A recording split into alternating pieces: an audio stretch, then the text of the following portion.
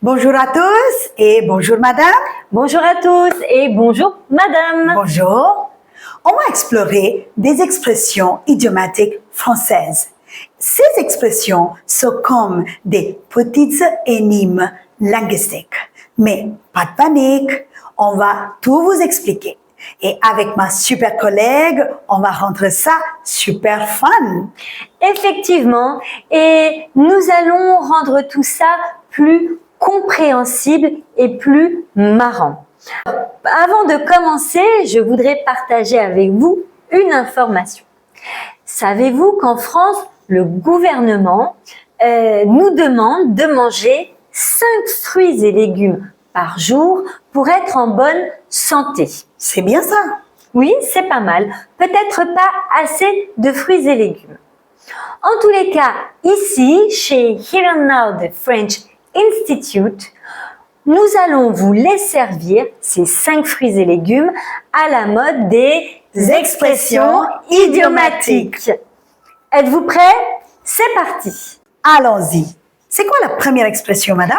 Eh bien, la première expression, c'est ne pas avoir un radis.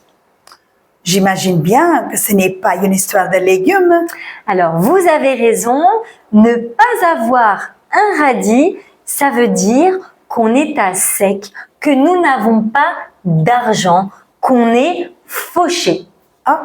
C'est comme quand on voudrait acheter un petit café, mais qu'on a une poche vide, on dit plutôt en anglais, on dirait ça, you are broke, ou bien you don't have a penny. Exactement, tout à fait.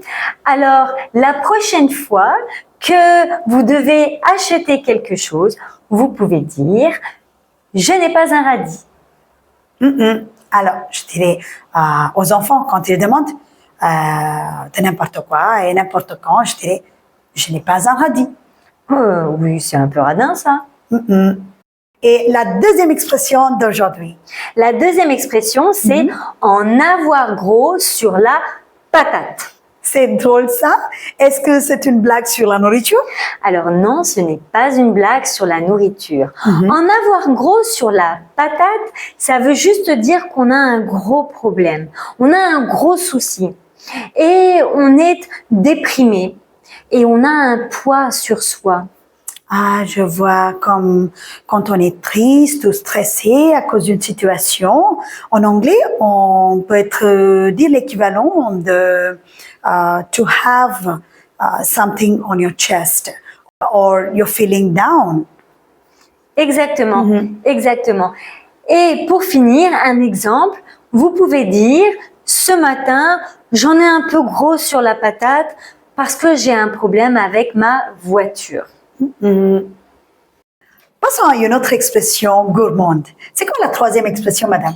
Alors, la troisième expression, c'est couper la poire en deux. C'est-à-dire, on peut couper la poire en deux et on mélange du chocolat et voilà, c'est un dessert. Ah, mais non, ça n'a rien à voir avec la cuisine. Couper la poire en deux, ça veut dire qu'on essaie de trouver une solution la plus juste pour tout le monde. On essaie de trouver un compromis. D'accord, comme quand vous voulez demander à quelqu'un de faire un choix ou si vous voulez que tout le monde soit d'accord, en anglais plutôt on dit ça, to meet someone halfway. Exactement. Alors par exemple, on coupe la poire en deux pour choisir le film de ce samedi. Et ce samedi, n'oubliez pas, nous avons le French Film Festival à 18h à Here and Now. Bienvenue à tout le monde. Et la quatrième expression idiomatique? La quatrième expression, c'est avoir un cœur d'artichaut. Ça vient directement du cœur. Est-ce que c'est d'avoir un cœur en forme d'artichaut? Alors, non, ça n'est pas avoir un cœur en forme d'artichaut. Avoir un cœur en forme d'artichaut, ça veut dire que c'est quelqu'un de sensible, Ça veut dire également que cette personne tombe facilement amoureux et a un cœur tendre. Donc, si quelqu'un tombe amoureux tous les 4 matins, on dit qu'il a un cœur d'artichaut. En anglais, ça peut être comme to wear your heart on your sleeve. Exactement. Et pour finir, un exemple, ce garçon a un cœur d'artichaut, il tombe amoureux tous les matins. Et pour la dernière et 5e expression d'aujourd'hui, c'est une asperge. Ça ne parle pas d'un légume cette fois, mais d'une personne. N'est-ce pas, madame? Exactement.